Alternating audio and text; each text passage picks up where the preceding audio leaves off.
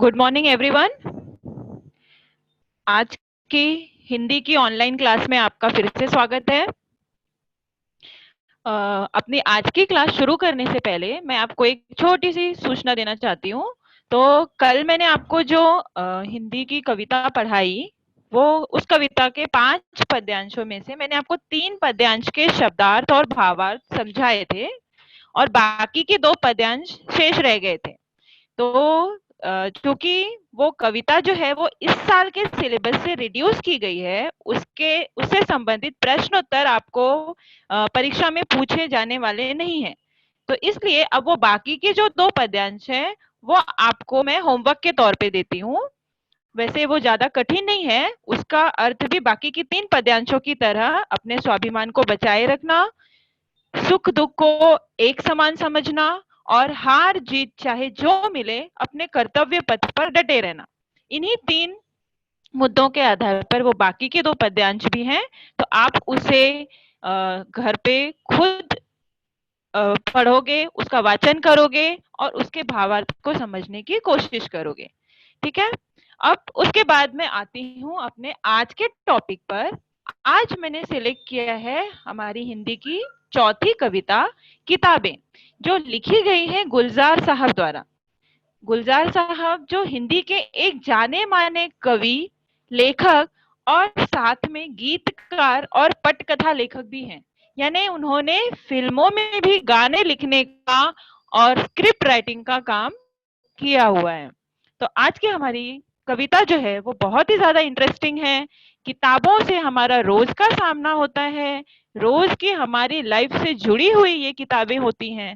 किस तरह से ये किताबें पहले हमारे जिंदगी में महत्व रखती थी और किस तरह से धीरे धीरे इनके महत्व में कमी आई या इनके इस्तेमाल में बदलाव आया है, वो आज के इस क्लास में हम देखेंगे।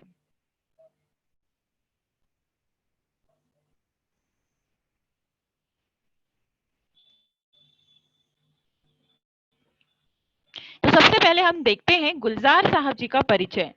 तो इनका जन्म जो है वो 18 अगस्त 1936 में दीना, झेलम जिला, पंजाब में हुआ था, स्वतंत्रता पूर्व भारत में। और इनका मूल नाम जो है ये संपूरन सिंह कालरा है। एक्चुअल नाम जो इनका है वो संपूरन सिंह कालरा है। बाद में इन्होंने अपनी कविताओं का लिखने का दौर जब शुरू किया, गीत लिखने का दौर जब शुरू किया, उसके बाद इन्होंने अपने नाम में गुलजार जोड़ा। और ये एक कवि, जैसा कि मैंने अभी आपको बताया, ये एक कवि भी है, कविताएं भी लिखते थे, पटकथा भी लिखते थे, यानी स्क्रिप्ट राइटिंग भी करते थे, फिल्म के निर्देशक भी थे, नाटककार भी थे और साथ में हिंदी फिल्मों के लिए मशहूर गीत भी लिखे हैं उन्होंने। बहुत सारे ऐसे गीत हैं, बहुत से ऐसे यादगार गीत हैं जो गुलजार साहब द्वारा लिखे गए हैं।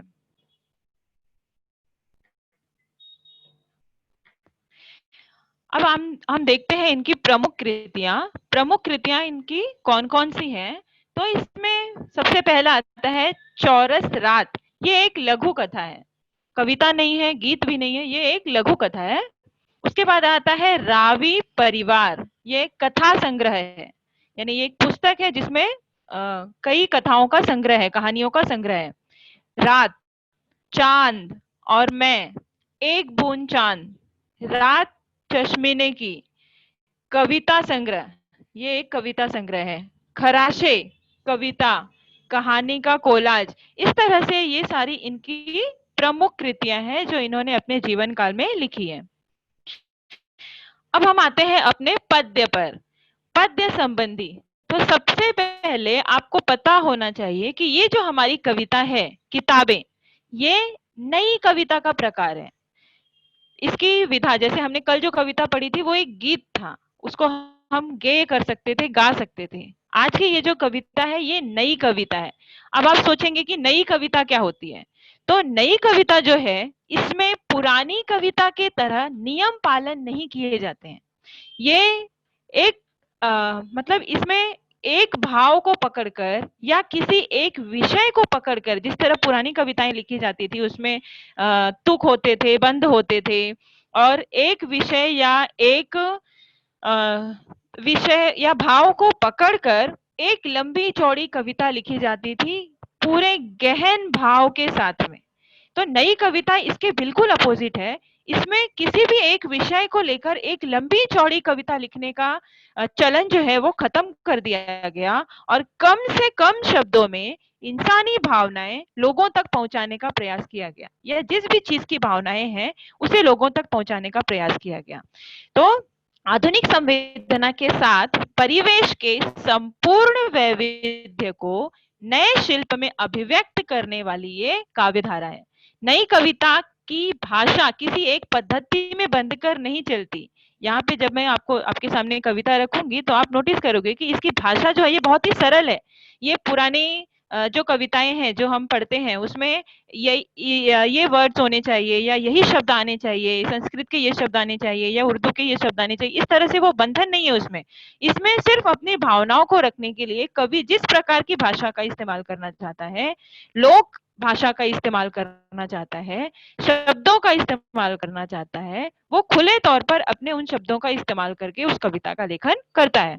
सशक्त अभिव्यक्ति के लिए बोलचाल की भाषा का प्रयोग भी इसमें अधिक होता है, यानी लोगों को आसानी से ये समझ में आए, इसलिए लोगों के आम जीवन में लोग अपनी बोलचाल में जिस भाषा का इस्तेमाल करते हैं उन भाषाओं में भी कवि अपनी कविता लिखता है। नई कविता में केवल संस्कृत शब्दों को ही आधार नहीं बनाया जाता, बल्कि विभिन्न भाषाओं के प्रचलित शब्दों को स्वीकार किया गया है।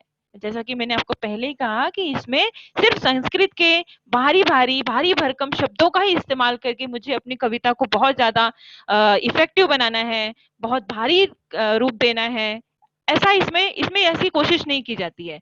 इसमें सिर्फ इतना भाव होता है कवि का इसके लेखन के पीछे कि मैं जो कविता लिख रहा हूँ इसमें इतने कम सरल शब्द हों कि उन शब्दों को पढ़ने मात्र से ही लोगों को कविता का पूरा सारांश समझ में आ जाए। इसलिए वो संस्कृत के भारी भरकम शब्दों की जगह पर लोगों के रोज के जीवन में जो बोलचाल की भाषा होती है उसी का इस्तेमाल करके इसे पढ़ाते हैं, लिखते हैं। तो एक विषय या भाव के सहारे लंबी कविता लिखकर उसे काव्य निबंध बनाने की पुरानी शैली नई कविता ने त्याग दी है। तो नई कविताएं जो लिखते हैं लेखक कम शब्दों में छोटी कविता लिखते हैं जिससे उनको जो भाव बताना है वो भाव वो तुरंत लोगों से कनेक्ट कर सके, ना कि कठिन शब्दों का इस्तेमाल करके लंबी लंबी कविताएं जो निबंध दो पेजेस की पहले कविताएं होती थी हमारी टेक्स्ट बुक में, तो उस तरह की कविताओं की जगह इस नई कविता ने आजकल ले ली है। तो ये है नई कविता। आपका जो आज का पद्य है वो है नई कविता का प्रकार। अब हम आते हैं अपने विषय पर कि आज जो हम कविता पढ़ने वाले हैं, किताबों के बारे में हम जो कविता पढ़ने वाले हैं, तो पहले हम उसका सारांश देख लेते हैं कि जब कवि इसमें कहता है कि इस कविता में गुलजार जी ने पुस्तकें पढ़ने का सुख, कंप्यूटर के कारण पुस्तकों के प्रति अरुचि, पुस्तकों और मनुष्यों के बीच बढ़ती दूरी और उससे उत्पन्न दर्द को बड़े ही मार्मिक ढंग से प्रस्तुत किया है। यहाँ पर गुलजार साहब जो पुस्तकों का जो महत्व पहले था, लोगों में जो इंटरेस्ट पुस्तकों को पढ़ने का पहले था, वो कंप्यूटर युग के आने के बाद किस तरह धीरे धीरे कम होता चला गया। लोगों की पुस्तकों के प्रति रुचि किस तरह से अरुचि में बदलती चली गई और पुस्तकों के साथ लोगों की दूरी कैसे बढ़ती चली गई कंप्यूटर युग के आने के बाद, इसका दर्द जो है वो कवि ने प्रस्तुत किया है। इसमें पुस्तकों के साथ मनुष्य के पुराने और प्रगाढ़ संबंधों और उनके साथ बिताए गए पुराने क्षणों को इसमें कवि ने याद किया है। किताबों के माध्यम से रुक्कों यानी पहले लोगों को कुछ लेटर वगैरह मिलते थे या कुछ चिट्ठी होती थी या कोई छोटा पेपर, कोई इंपॉर्टेंट पेपर होता था तो वो अपनी पुस्तकों में ही डालकर रखते थे, उसे कहते हैं रुक्कों। और फूलों के आदान प्रदान तथा निजी जीवन में पुस्तकों की वजह से जुड़ने वाले प्रेम संबंधों का चित्रण किया है। यानी किताबों के माध्यम से इंसान जिस तरह का लेन देन या विचारों का लेन देन या अपने संबंधों का लेन देन किस तरह कर पाता था, इसका चित्रण भी कवि ने इसमें अच्छे से किया है। इसके साथ ही उन्होंने पुस्तकों के दुख दर्द, उनसे मनुष्य की बढ़ती दूरियों तथा कंप्यूटर के कारण पुस्तकों को पढ़ने में सुविधाओं आदि का मार्मिक चित्रण किया है। यानी अब लोगों का कनेक्शन जो है, अब लोगों का आदान प्रदान जो है वो किताबों के साथ बहुत ही कम हो चला है। किताबों से संबंध उनका बहुत कम हो चला है। सारी चीजें अब कंप्यूटर स्क्रीन पर देखने की या मोबाइल स्क्रीन पर देखने की हमारी आदत बनती जा रही है। तो इस तरह हम में और किताबों में दूरी आ गई है, और इस दूरी की वजह से किताबों को किस तरह की तकलीफ होती है या उनका क्या दर्द है, इसे भी इस कविता के माध्यम से कवि हमारे सामने रखते हैं। तो जैसा कि मैंने आपको बताया कि ये कविता जो है ये नई कविता का प्रकार है। इस कविता में कवि ने सरल शब्दों में, एकदम आसान शब्दों में, हमारी रोज की बोली भाषा के माध्यम से इस कविता को लिखा है, ताकि पढ़ते ही हमें इसका भाव समझ में आए। तो ये हमारी कविता का पहला पद्यांश है, जिसमें कवि लिखते हैं, किताबें झांकती हैं बंद अलमारी के शीशों से। किताबें झांकती हैं बंद अलमारी के शीशों से, बड़ी हसरत से तकती हैं, महीनों अब मुलाकातें नहीं होती। जो शामें उनकी सोहबत में कटा करती थी, अब अक्सर। ये देखिए, पहला पद्यांश जो है वो मतलब इतना आसान है कि पढ़ते ही आपको समझ में आता है कि असल में इस पद्यांश के माध्यम से कवि कहना क्या चाहता है। इसका शब्दार्थ देखते हैं। पहला शब्द है झांकना। झांकना का मतलब होता है छिप कर देखना, किसी कोने से या दरवाजे के पीछे से या खिड़की से कहीं से छिप कर किसी चीज को देखना, वो उसका अर्थ होता है झांकना। तकना, तकना यानी ताकना या देखना। अलमारी, अलमारी होती है कई खानों वाला लोहे लकड़ी का बड़ा ढांचा, जिसमें हम कई बार कपड़े रखते हैं, पुस्तकें रखते हैं, या और भी जो हमारी चीजें होती हैं वो रखते हैं, उसे हम कहते हैं अलमारी। हसरत, यहाँ पर हसरत ये उर्दू शब्द है। हसरत का अर्थ होता है कामना या उम्मीद या इच्छा। अगला शब्द है तकना, सॉरी ये फिर से रिपीट हुआ है। तकना का अर्थ है देखना। सोहबत, सोहबत का अर्थ होता है संगत, यानी किसी का साथ। तो पहले पद्यांश का जो अर्थ है वो हम समझते हैं अब।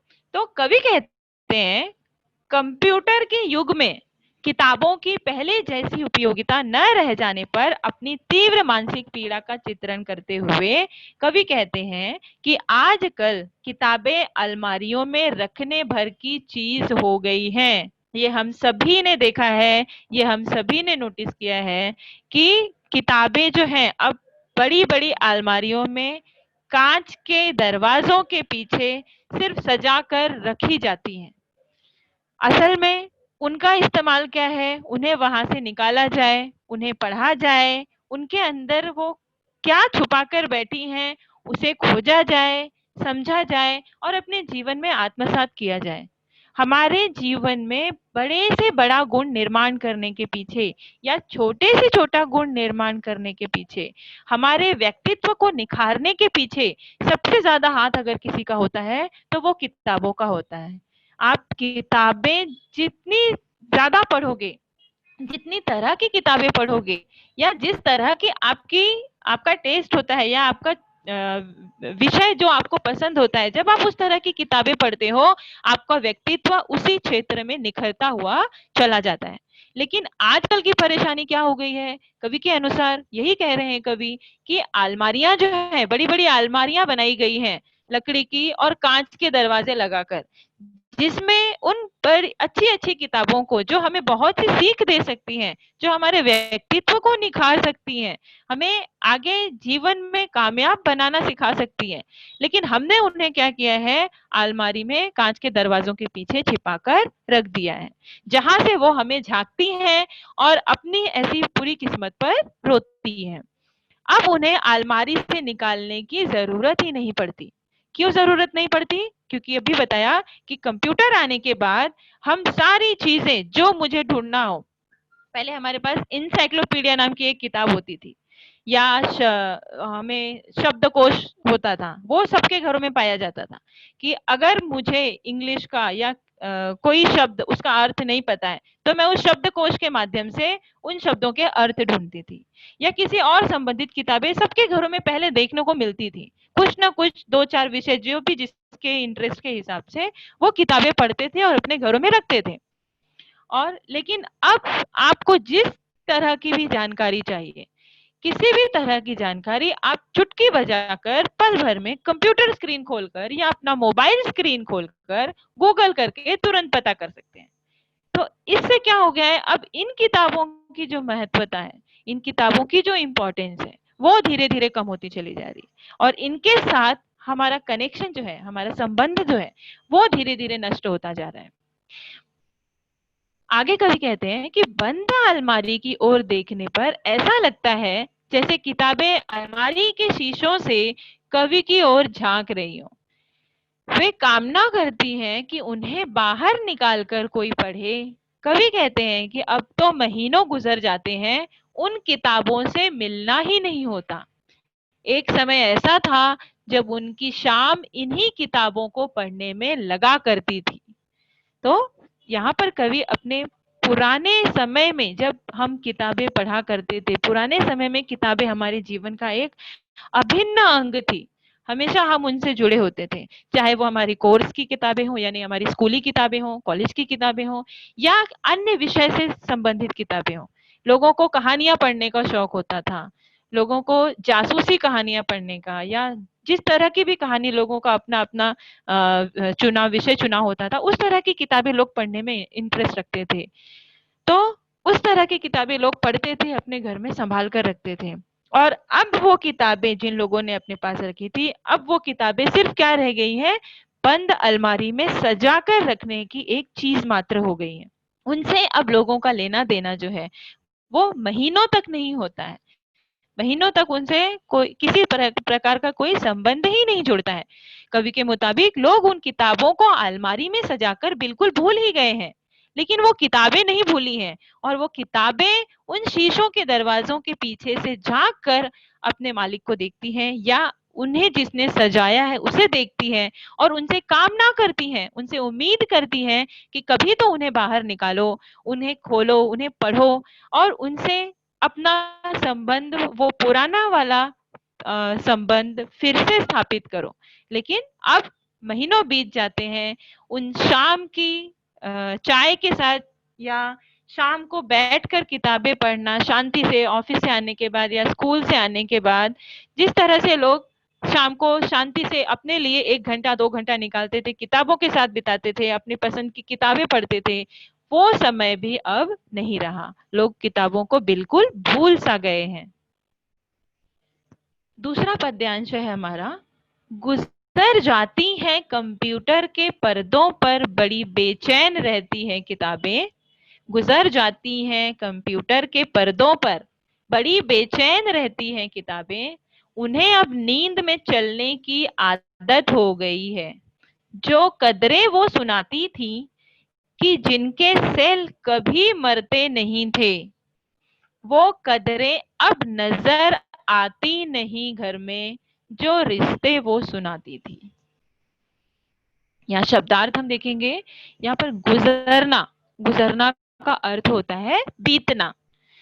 कदरें, कदरें यानी कदर, किसी चीज की कदर होना यानी उसका मायना होना, मूल्य।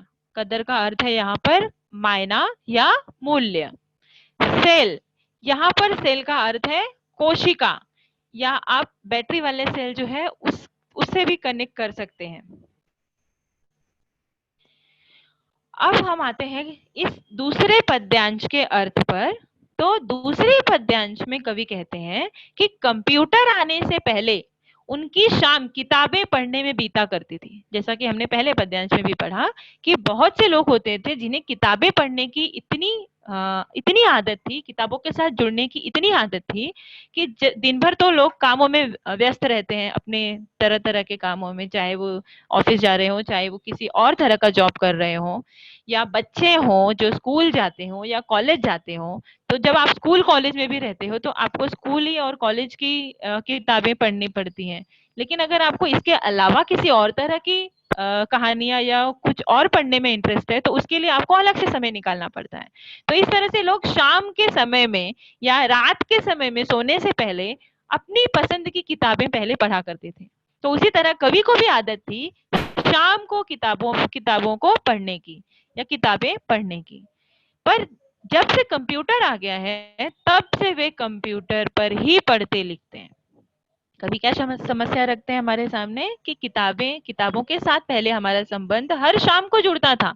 कवि का संबंध पहले हर शाम जुड़ता था और कवि की तरह ही बाकी लोगों का भी संबंध कभी ना कभी जुड़ता होगा दिन में किसी भी वक्त।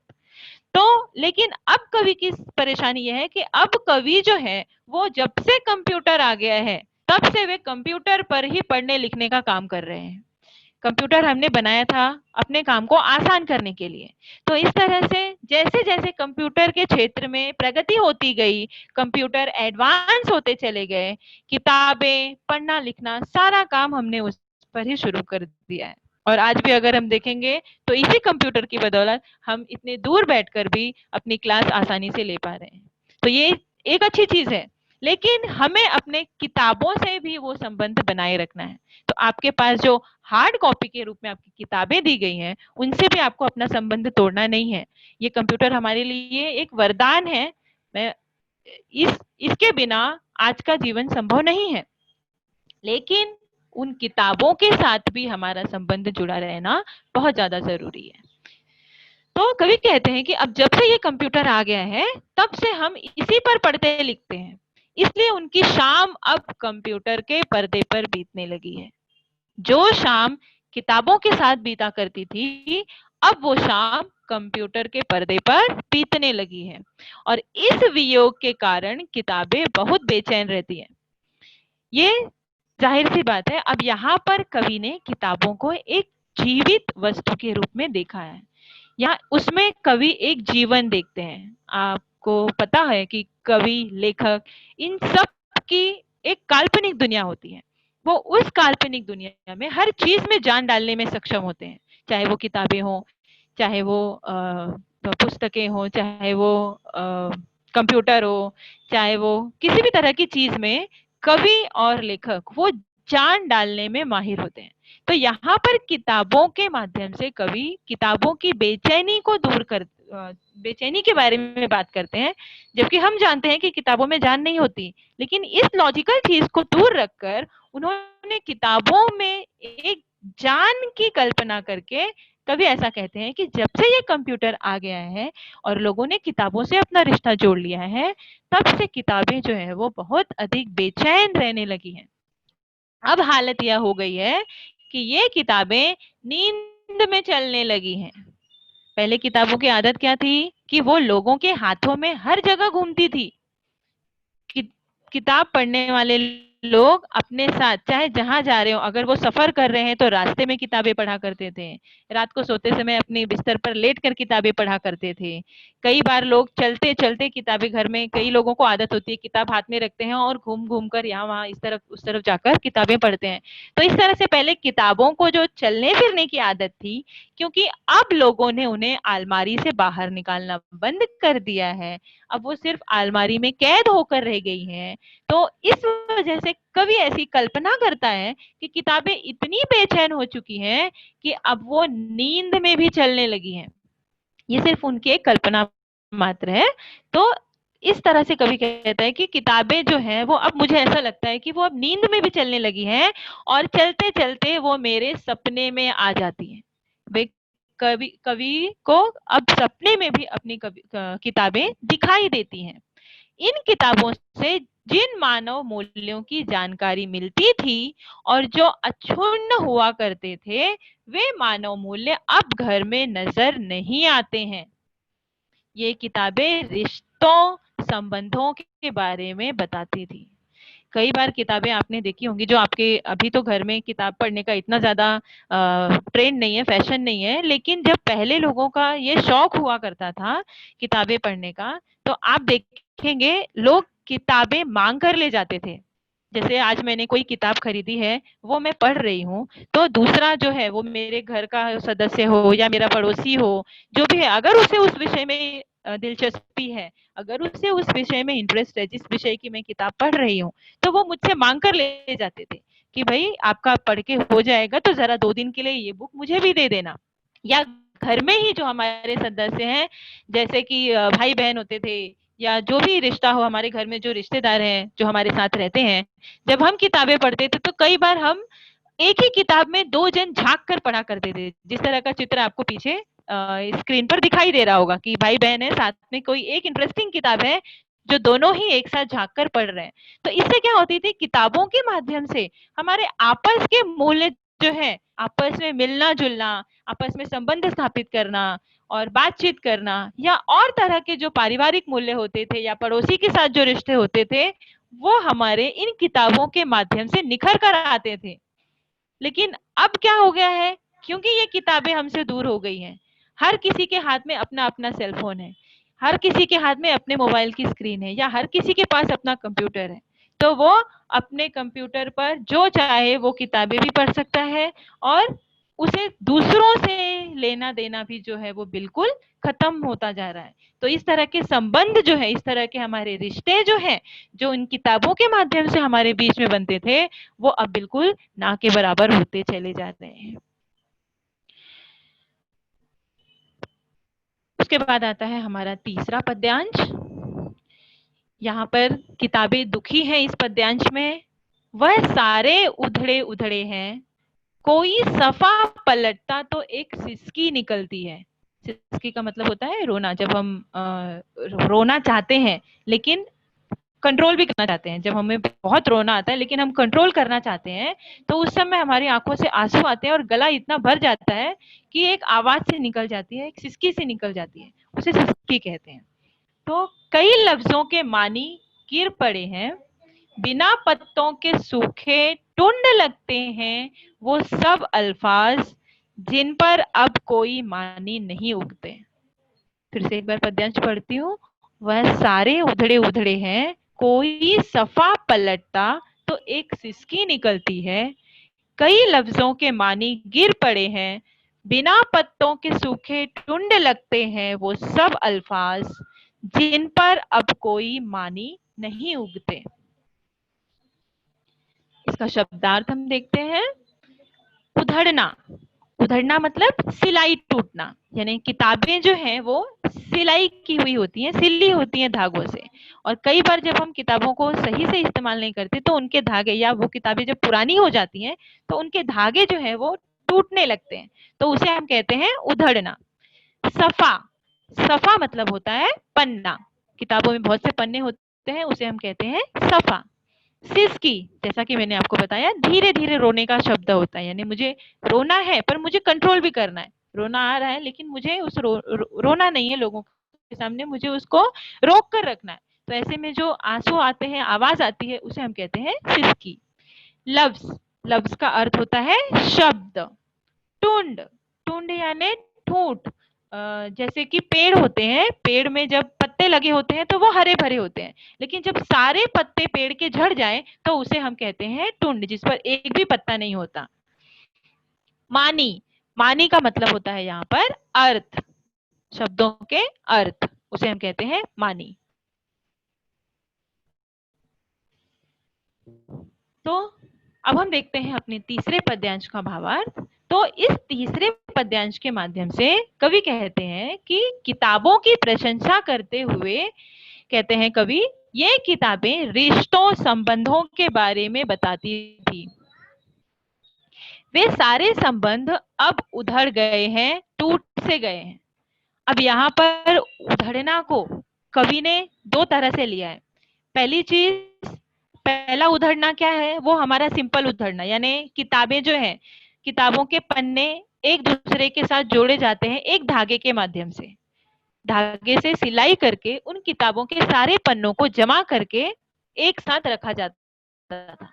और जब किताबों को हम सही से इस्तेमाल नहीं करते थे या उसका ध्यान नहीं रखते थे या वो बहुत अधिक पुरानी हो जाती हैं, तो वो धागे जो हैं वो टूटने लगते हैं, और उन धागों के टूटने की वजह से किताबों के पन्ने बिखर जाते हैं, किताबों के पन्ने अलग हो जाते हैं, एक दूसरे से अलग हो जाते हैं, उधड़ने लगते हैं। उसको उसकी तुलना की है कवि आज के जीवन के संबंधों से, हमारे रिश्तों से, कि किताबें रिश्तों संबंधों के बारे में बताती थी। वे सारे संबंध अब उधड़ गए हैं, टूट से गए हैं। जिस तरह से किताबों के धागे टूटने से उनके सारे पन्ने एक दूसरे से अलग हो जाते हैं, वो किताब ना होकर वो सिर्फ पन्ने पन्ने रह जाती है, उसी तरह से जो हमारे रिश्ते हैं, आज के जो हमारे रिश्ते हैं या जो हमारे रिश्ते थे, जो हमारे संबंध थे, वो जिस तरह से पहले स्थापित हुए थे किताबों के माध्यम से।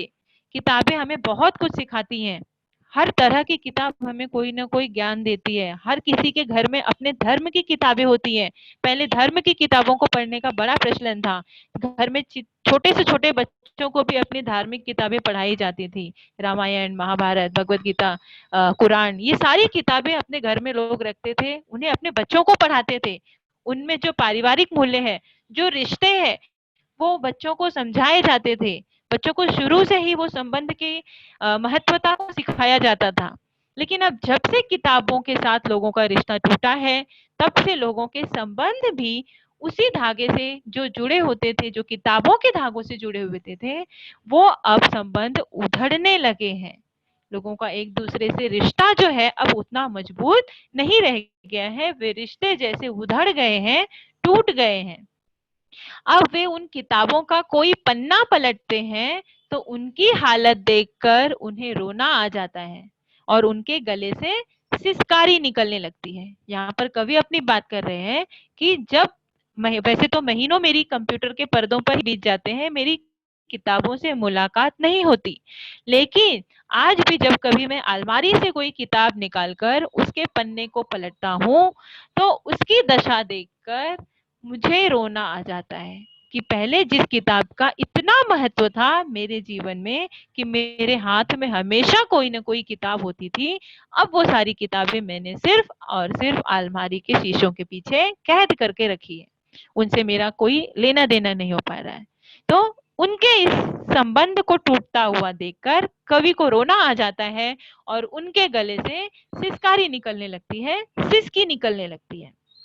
इन पन्नों से कई शब्दों के अर्थ फटकर गिर पड़े हैं। यहाँ पर कवि कहते हैं कि ये पन्ने जो हैं, जो पन्ने उधड़ने की वजह से, किताबों से पन्ने उधड़ने, उनके धागे टूटने की वजह से जो पन्ने अलग हो गए हैं, या इतने समय से किताबों को अंदर कैद रखने की वजह से कुछ पन्ने जो हैं वो फट गए हैं, तो उन पन्नों के साथ कई शब्दों के अर्थ भी फटकर गिर गए हैं। यहाँ पर ये कवि के किताबों के माध्यम से कवि हमारे जीवन की बात करते हैं कि हमारे जीवन में जो दूसरों के लिए जीने का जो जज्बा था, दूसरों के लिए जीने के हमारे जो जीवन मूल्य थे, अपने से पहले अपने परिवार को या अपने दूसरे परिचित लोगों को रखने की जो हमारे मूल्य थे, वो अब कहीं ना कहीं गायब हो चुके हैं। बिना अर्थ वाले शब्द ऐसे दिखाई दे रहे हैं जैसे वह बिना पत्तियों वाला कोई ऐसा लुंड हो जिस पर अब कोई अर्थ नहीं उगने वाला। यहाँ पर कवि पेड़ का उदाहरण लेते हैं कि जैसे एक पेड़ होता है जिसकी सारी पत्तियां झड़ जाती हैं और उस पर दोबारा उसे देखकर ऐसा लगता है कि इस पर दोबारा कभी कोई पत्ता या कोई भी किसी भी तरह की हरियाली अब वापस उगकर नहीं आएगी, ऐसा उस पेड़ को देखकर प्रतीत होता है। तो वही कवि कहते हैं कि जिस तरह से एक पेड़ जो सूख जाता है, इसके सारे पत्ते झड़ जाते हैं, उस पर दोबारा किसी भी तरह के पत्ते की या हरियाली की उम्मीद हम नहीं करते, उसी तरह से हमारे संबंध अब ऐसे दिखाई दे रहे हैं कि या वो उन पर अब किसी भी तरह का वापस से वो संबंध जो है, उतनी गहनता जो है, वो गहराई जो है, वो वापस आने वाली नहीं है। वो गहराई हमारी जुड़ी थी उन किताबों के माध्यम से, उन किताबों के पढ़ाए गए मूल्यों के माध्यम से। किताबें हमें, मैंने पहले ही कहा, किताबें हमें बहुत कुछ सिखाती थी। उन किताबों के माध्यम से हमारे जो रिश्ते बनते थे, वो रिश्ते, उन रिश्तों की गहराई अब दोबारा से कवि को दिखाई नहीं दे रही है और उसी चीज को वो तुलना करते हैं एक सूखे हुए पेड़ से। तो यहाँ पर इस पद्यांश में कवि किताबों का दुख हमारे सामने प्रकट करते हैं कि किस तरह से किताबों को देखकर उन्हें रोना आता है, किताबों को खुद अपने ऊपर बेचैनी होती है, किताबों को खुद अपने ऊपर दर्द होता है और उन किताबों का अर्थ अब बिल्कुल नजर नहीं आता। ठीक उसी तरह से जिस प्रकार हमारे रिश्तों, हमारे संबंधों में गहराई अब कवि को नजर नहीं आती। आगे है हमारा चौथा पद्यांश। जुबान पर जो जायका आता था, जो सफा पलटने का, अब उंगली क्लिक करने से बस झपकी गुजरती है। बहुत कुछ तह बतह खुलता चला जाता है पर्दे पर, किताबों से जो जाती राबता था कट गया है। जुबान पर जो जायका आता था, जायका मतलब स्वाद, जुबान पर जो जायका आता था, जो सफा पलटने का, अब उंगली क्लिक करने से बस झपकी गुजरती है। बहुत कुछ तह बतह खुलता चला जाता है पर्दे पर, किताबों से जो जाती राबता था कट गया है। इसका शब्दार्थ इस तरह से है, जुबान यानी जीभ, हमारी जीभ जो हर तरह का स्वाद अनुभव कर सकती है। जायका, जायका का मतलब होता है स्वाद, टेस्ट। तहबतह, तहबतह का मतलब होता है परत दर परत। पर्दा, पर्दा का यहाँ मतलब है कंप्यूटर का पर्दा, कंप्यूटर की स्क्रीन। इस कविता में यहाँ पर जो पर्दा शब्द इस्तेमाल हुआ है, वैसे पर्दा का अर्थ होता है वो पर्दा जो हम जनरली अपनी खिड़कियों पर टांगते हैं या दरवाजों पर टांगते हैं, तो उस तरह का पर्दा। लेकिन यहाँ इस कविता में इस पर्दा का अर्थ है कंप्यूटर का पर्दा, यानी हमारे कंप्यूटर की या हमारे मोबाइल की स्क्रीन। जाति, जाति का मतलब यहाँ पर है निजी, मतलब अपना पर्सनल। राबता, राबता यानी संपर्क, एक दूसरे से कनेक्शन। तो इन पद्यांश का अर्थ समझाते हुए अब यहाँ पर कवि कहते हैं कि पुस्तकों और कंप्यूटर पर पृष्ठ पलटने के तरीकों के बारे में कवि कहते हैं कि किताबों के पृष्ठ पलटने में जीभ को एक प्रकार का स्वाद मिलता था। कभी आपने अनुभव किया होगा, किताबें तो अभी भी हमारे जीवन में हैं, ऐसा नहीं है कि वो बिल्कुल ही हमारे जीवन से कट चुकी हैं। तो ऐसी बात नहीं है, जब तक हम विद्यार्थी जीवन में हैं या हम जब तक शिक्षक शिक्षा देता रहेगा, लोगों को पढ़ाता रहेगा, या विद्यार्थी जब तक शिक्षा ग्रहण करते रहेंगे, तब तक हमारे जीवन में किताबें जुड़ी हुई हैं, वो हमारे जीवन से दूर नहीं होने वाली है। लेकिन जो बाकी लोग थे, किताबें बिल्कुल कहाँ से गायब हो गई हैं, जो बाकी पढ़ाई करके अपनी पढ़ाई का जो काम है वो खत्म कर चुके हैं, पढ़ चुके हैं, स्कूल कॉलेज उनका हो चुका है, अब जो ऑफिस जाने लगे हैं, उनका बिल्कुल किताबों से कनेक्शन आप देखेंगे तो कट चुका है। कुछ लोग होंगे जो अभी भी अपने उस शौक को रखते होंगे, जो किताबें अभी भी पढ़ते होंगे, फिर भी जिस तरह का पहले क्रेज था, जिस तरह पहले उसकी महत्वता थी, वो अब कम हो गई है। और अब ये किताबें अब हमारे जीवन में जुड़ी हुई हैं, जब तक हम विद्यार्थी हैं, जब तक हम शिक्षक हैं, तब तक हमारे जीवन में ये किताबें जुड़ी रहेंगी। तो विद्यार्थियों ने भी अनुभव किया होगा, शिक्षकों ने भी अनुभव किया होगा कि किताबें जब हम पलटते हैं, तो किताबें पलटने के टाइम हमारी आदत होती है कि हम अपनी उंगली को जीभ से लगाते हैं और फिर उसके बाद उसके पन्ने पलटते हैं। तो वैसे तो किताबों में हम ऐसा कह नहीं सकते कि कोई बहुत बड़ा स्वाद होता है, कोई बहुत टेस्ट होता है, लेकिन किताबों में अपना, और वो हम सब महसूस करते हैं जब किताबें ज्यादा पुरानी हो जाती हैं, बहुत अधिक पुरानी होती है, तो जब हम उनके पन्ने पलटते हैं और हमारी उंगली हमारी जीभ पे स्पर्श होकर फिर उन पन्नों को पलटती है, उन पन्नों को छूने के बाद जब वो वापस हमारी उंगली हमारी जीभ पर आती है, तो उन पुरानी किताबों का स्वाद जो है वो अलग होता है, वो हमें समझ में आता है। नई किताब, नई नई पुस्तक या नई कॉपी जब हम घर में लेकर आते हैं और उसके पन्ने हम जब इस तरह पलटते हैं, उसका स्वाद बिल्कुल अलग होता है।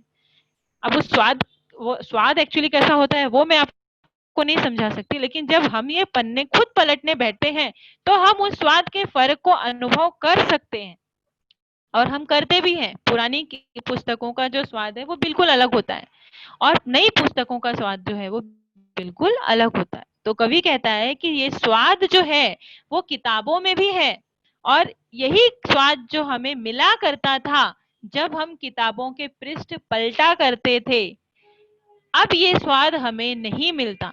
क्यों नहीं मिलता? क्योंकि अब कंप्यूटर पर उंगली से क्लिक करने पर पृष्ठ पलक झपकते ही बदल जाते हैं। पहले हम हर अपनी एक उंगली से अपने जीभ से स्पर्श करके उंगली को किताबों के हर पन्ने को पलटते थे, और हर पन्ने को पलटते हुए हमें उन किताबों का एक अलग सा स्वाद पता चलता था। लेकिन अब वो स्वाद हमें नहीं पता चलता, क्योंकि वो किताबें अब हम कंप्यूटर के स्क्रीन पर या अपनी मोबाइल के स्क्रीन पर पढ़ने लगे हैं।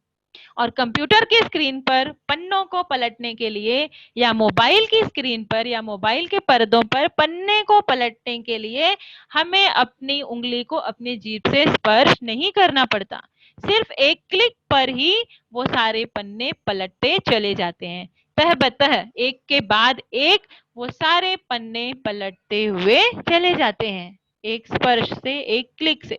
तो मुझे अब उन किताबों का स्वाद जो है, कवि कहता है कि अब उन किताबों का स्वाद जो है वो किसी को पता नहीं चलता। इन कंप्यूटर और स्क्रीन के पर्दों पर पलक झपकते ही, सिर्फ एक पलक झपकते ही वो सारे पन्ने पलट जाते हैं। या जो पन्ना मुझे चाहिए, पहले किताबें पढ़ी जाती थी तो लोग उसमें याद रखने के लिए एक मार्क रखते थे कि मैंने यहाँ तक ये पुस्तक रीड की है, इसके आगे से मुझे रीड करना है, क्योंकि एक दिन में कोई भी पुस्तक रीड करना तो संभव नहीं हो पाता था। तो लोग जब रीड करने बैठते थे, पढ़ने बैठते थे, तो उन पुस्तकों के बीच में एक मार्क रखते थे या कोई चिट रखते थे, तो ताकि उनसे याद रहे, या उस पन्ने को ही थोड़ा सा मोड़ कर रखते थे ताकि उन्हें याद रहे कि मैंने यहाँ तक पढ़ा है और इसके आगे का मुझे पढ़ना है। तो जब अगली बार वो पढ़ना शुरू करते थे तो उस मार्क से या उस मोड़े हुए पन्ने से वो पढ़ने की शुरुआत करते थे। तो इस तरह ये याद रखने का तरीका था। लेकिन अब और उस अब हम क्या करते हैं, अपने स्क्रीन पर हमने कहाँ तक पढ़ा हुआ है वो नंबर याद रखते हैं, और वो पेज नंबर अगर आप स्क्रीन पर डालोगे तो पलक झपकते ही आपका वो पन्ना खुल जाएगा जो आपको पढ़ना है।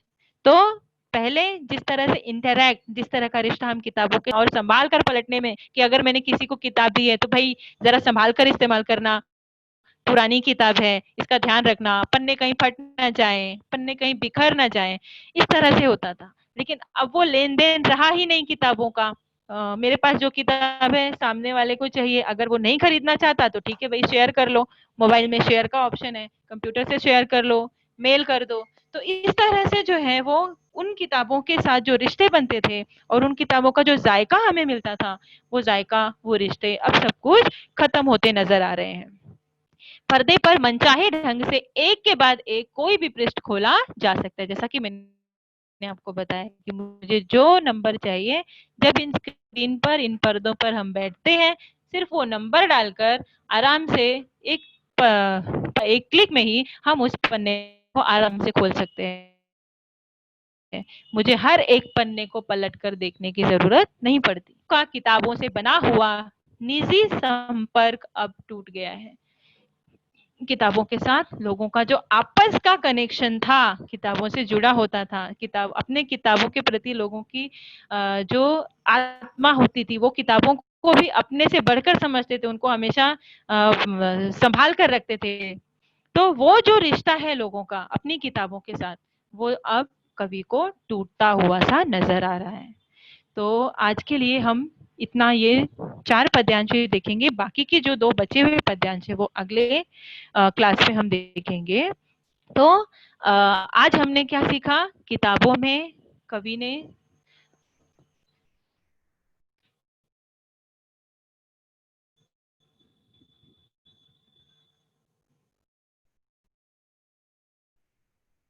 तो ये पहला पद्यांश जिसमें कवि कहता है कि अब किताबें सिर्फ अलमारी से झांकती भर नजर आती हैं, लोग महीनों महीनों उनसे मुलाकात नहीं करते। शाम को जो लोगों की आदत थी इन किताबों के साथ बिताने की आदत लोगों की खत्म होती जा रही है, कम होती जा रही है। ये पहला पद्यांश था आपका। दूसरा पद्यांश कवि कहते हैं कि कंप्यूटर के पर्दों पर जब हम किताबें पढ़ना शुरू कर दिए, जब हमने इन कंप्यूटर के या मोबाइल के पर्दों पर, स्क्रीन पर किताबें पढ़ना शुरू कर दिए, तो किताबें जो हमारी अलमारी में पड़ी थी वो अब बेचैन रहने लगी हैं, उन्हें नींद में चलने की आदत हो गई है, और नींद में चलते हुए वो लेखक के या कवि के सपने में भी पहुंचने लगी हैं। और जो उनकी वैल्यूज थी, जो उनके मूल्य थे, जो उन किताबों की कदर थी पहले, वो अब नहीं है। जो उनके सेल कभी मरा नहीं करते थे। जैसे यहाँ पर आप इसको समझ सकते हो कि जिस तरह से कंप्यूटर है, कंप्यूटर में सेल होता है, लैपटॉप में सेल होता है, या आपके मोबाइल में बैटरी होती है, सेल होता है, वो एक ना एक टाइम के बाद डेड हो जाता है, बैटरी लो हो जाती है, बंद हो जाता है, कंप्यूटर बंद हो जाता है, मोबाइल बंद हो जाता है। लेकिन इन किताबों में जो सेल है, कवि के अनुसार, कवि की कल्पना में इन किताबों में जो सेल है, वो सेल कभी मरते नहीं थे। वो कभी भी आप उन किताबों को निकालो तो आप उन्हें पढ़ सकते थे। उनके वो सेल कभी भी मरते नहीं थे। या इसे आप दूसरी तरह से भी ले सकते हो कि जिस तरह मनुष्य है, जो है मनुष्य सेल से बना हुआ है, कोशिकाओं से बना हुआ है, विज्ञान में हम पढ़ते हैं। तो मनुष्य भी जो है, मनुष्य के सेल भी, मनुष्य की कोशिकाएं भी एक दिन मर जाती हैं। हम सब एक दिन मर जाते हैं, लेकिन वो किताबों के सेल जो है, किताबों की जो कोशिकाएं हैं, वो कभी नहीं मरती। अगर हम उन्हें संभाल कर रखें तो वो बरसों बरस उसी तरह से सुरक्षित रहती हैं। तो जिस तरह पहले किताबों का मूल्य था, जिस तरह उनकी कदर थी, जो रिश्ते वो संभाल कर रखते बीच नहीं रहा। तीसरे पद्यांश में मैंने आपको बताया कि किताबों की दुर्दशा देखते हुए, किताबों कभी कभी की एक सिसकी निकल जाती है, उसे दुख होता है उन किताबों के लिए जिनके पन्ने जो हैं वो फट कर इस तरह बिखर गए हैं कि जैसे सूखे हुए पेड़ जिसके सारे पत्ते झड़ चुके हैं। और आखिरी जो हमने अपना पद्यांश देखा, उस पर किताबों के स्वाद के बारे में कवि कहते हैं कि जो स्वाद उन्हें पता चलता था पन्ने को पलटते हुए, चाहे वो नई किताब हो चाहे पुरानी किताब हो, वो स्वाद अब कवि को नहीं मिलता, क्योंकि हमने उन किताबों को पढ़ना शुरू कर दिया है अपने कंप्यूटर स्क्रीन पर या अपने मोबाइल स्क्रीन पर, जिस वजह से पलक झपकते ही जो पन्ना हमें चाहिए वो मिल जाता है, और क्लिक करके पन्ने पलटने की वजह से उस पन्ने का स्वाद, उस पुस्तक का स्वाद हमारे जीव को नहीं मिलता। वो रिश्ता जो हमारा संपर्क था किताबी होते थे, वो सारे संबंध अब हमारे बीच में नहीं रहे। इसलिए अब कवि चाहता है कि हम उन किताबों से फिर से जुड़ें और उन्हें वापस अपने जीवन में वैसी ही अहमियत एक एक करके पलट, मानवीय संबंध जो हमारे स्थापित नहीं रहे। इसलिए आज के क्लास में लूंगी। उम्मीद करती हूँ आज जितना भी मैंने पद्यांश आपको समझाया वो अच्छे से समझ में आया होगा। ये कविता जो है वो बहुत ही रोमांचक है, बहुत ही अच्छी कविता है। आप सिर्फ एक बार पढ़ने से ही इसे अच्छे से समझ सकते हो। आप इतना उसमें इतना ज़्यादा गहन भाव या इतना ज़्यादा कठिन कविता ये नहीं है। आप खुद से पढ़कर भी इसे समझ सकते हो। तो आप इसे घर पर खुद पढ़ोगे। अगले अपने क्लास में मैं बाकी के जो 2 बचे हुए पद्यांश हैं, उसका अर्थ और भावार्थ आपको समझाऊँगी। तो आज के लिए बस इतना ही। Thank you. धन्यवाद।